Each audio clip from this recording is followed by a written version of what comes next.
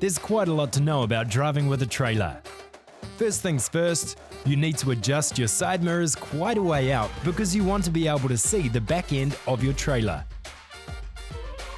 Taking corners can be a little tricky with a trailer.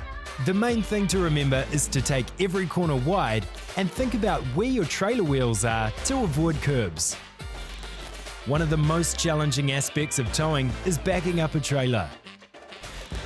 If you want the trailer to go right, then you need to turn the steering wheel to the left.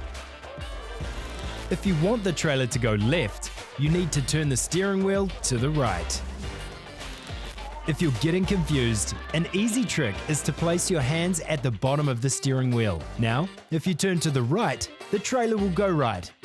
And if you turn to the left, your trailer will go left.